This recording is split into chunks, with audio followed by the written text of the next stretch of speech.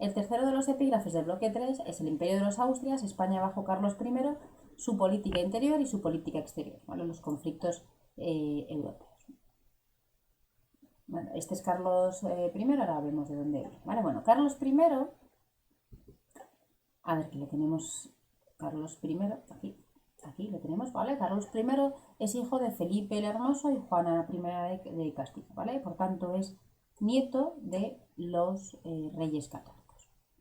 Y él, a su vez, mediante el matrimonio con Isabel de Portugal, tendrá a Felipe II, que será el siguiente de los Austrias mayores.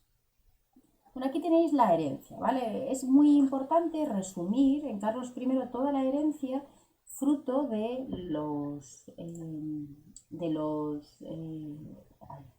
las relaciones que establecieron sus abuelos. Perdón.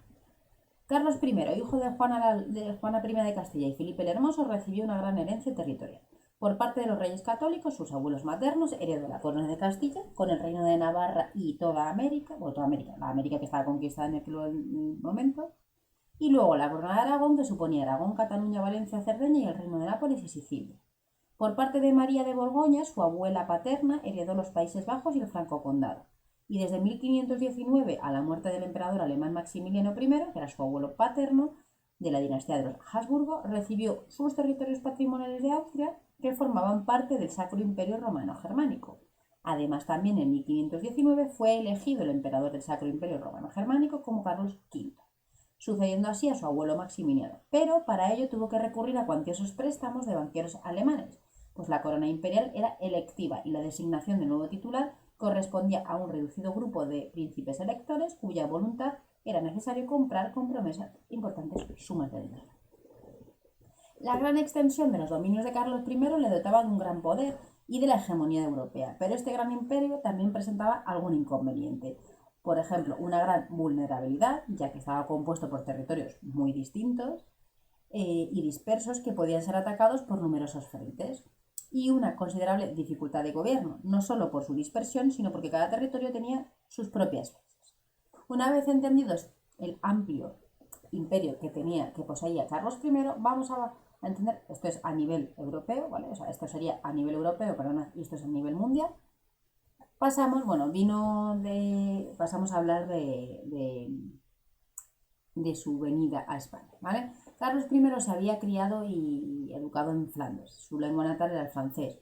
Cuando llegó en España en 1517 vino rodeado de consejeros flamencos y empezó a conceder altos cargos al extranjero, ¿vale? Entonces él llegó una vez coronado, etc.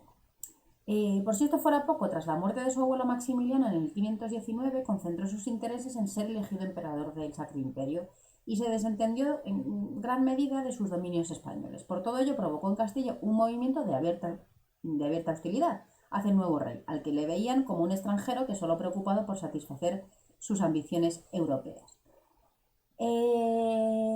Entre ellos, lo primero que hizo fue convocar las Cortes para que votaran los nuevos impuestos para sufragar su candidatura como emperador. La reacción fue inmediata y las protestas le recordaron al rey sus obligaciones. Así se inician una de las grandes revoluciones que fueron las comunidades de Castilla, o llamados los comuneros. Bueno, las ciudades de Castilla le reclamaban principalmente el regreso a España, la exclusión de los extranjeros de los cargos políticos, un mayor protagonismo político de las Cortes, la reducción de los impuestos y de los gastos de la corte, la limitación y el control de la exportación de la lana, que beneficiaba a la monarquía por los impuestos que cobraba, pero privaba a la industria textil castellana de materia prima. La radicalización del conflicto, ¿vale?, acabó incorporando a los campesinos, que convirtieron la revuelta comunera en una revolución básicamente antiseñorial contra los abusos de la nobleza, por lo que ésta hasta entonces había permanecido al margen del conflicto, unió sus fuerzas a la del rey para acabar con los comuneros, que fueron derrotados en Villalar en 1521 y sus principales líderes, Bravo, Padilla y Maldonado, aquí la tenemos, ¿vale?, fueron ejecutados, ¿vale? Aquí tenéis un óleo sobre lienzo que representa la ejecución de los comuneros de Castilla, ¿vale? La derrota del movimiento comunero consolidó una estrecha alianza entre la monarquía, ¿vale?, el poder político, y la alta nobleza, que tenía el poder económico y social, que dejaría a Castilla anclada en un conservadurismo social y económico más orientado a los valores de la Edad Media que a los tiempos modernos. Pero bueno, esta sería una de las estas que son los comuneros. El otro conflicto van a ser las Germanías de Valencia. La sublevación de las Germanías fue prácticamente simultánea a la de los comuneros. En este caso el escenario fue Valencia, aunque también se extendió a Mallorca.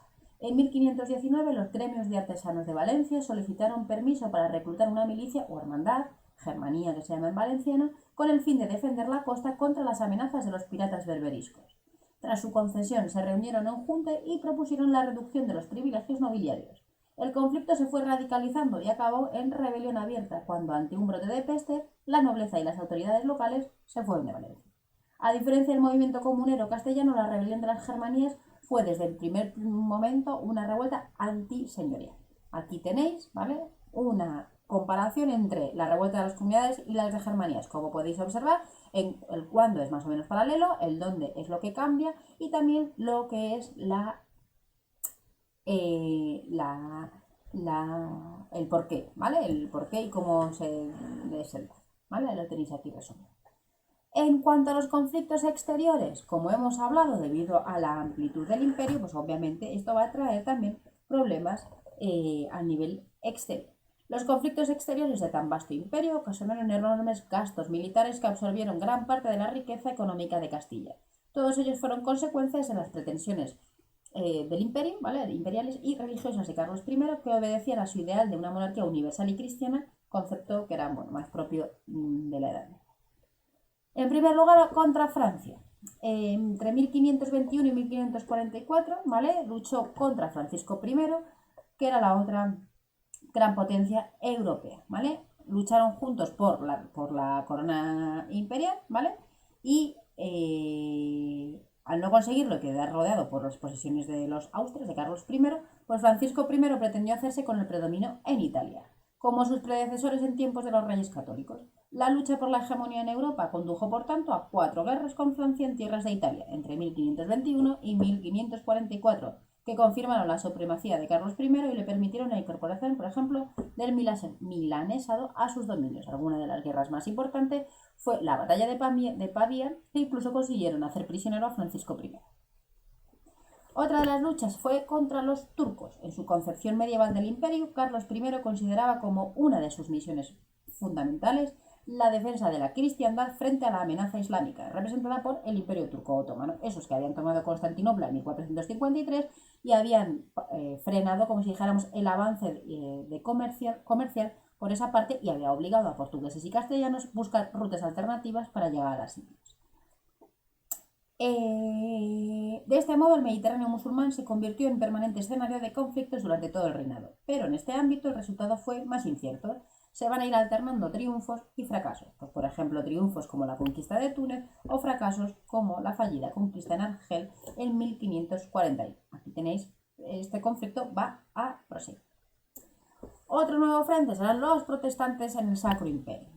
Carlos, Alemania, ¿vale?, o el Sacro Imperio Romano Germánico, había sido el principal escenario de la reforma protestante de Lutero, al que se habían adherido numerosos príncipes para fortalecer su poder mediante la confiscación de bienes a la Iglesia. Tenemos que entender que el imperio, que lo tenemos aquí, toda esta zona del Sacro Imperio Romano Germánico, estaba conformado por una serie de pequeños reinos, en esos reinos mandaban los príncipes. Esos príncipes eran independientes, aunque compartían un emperador. Entonces, en algunas cosas podían hacer un frente común. La imposición o el inicio de la reforma luterana les había dado como una opción a los príncipes de luchar en contra del emperador, de tener algo en contra del emperador. Carlos I era un fiel defensor de la ortodoxia católica en el seno de la cristiandad. Y Carlos V, por tanto, Carlos I, o V allí, a luchar contra los protestantes dentro del Sacro Imperio. En una primera fase, el monarca va a someter a los protestantes, como por ejemplo la victoria en Mühlberg, ¿vale?, con la victoria de... Pero, sin embargo, los príncipes protestantes obtuvieron luego el apoyo del rey francés, ese con el que no nos llevábamos bien, y cambió la correlación de fuerzas. Finalmente, con la paz de Augsburgo en 1555, Carlos I va a reconocer la vigencia de las dos religiones dentro del imperio, aunque obligaba a los súbditos a profesar en cada territorio la religión de su príncipe. Esta es la más importante. Aquí tenéis, bueno, Carlos I se acabó su reinado muy cansado, y abdicó y se retiró al monasterio de Yuste, donde pasó sus últimos días.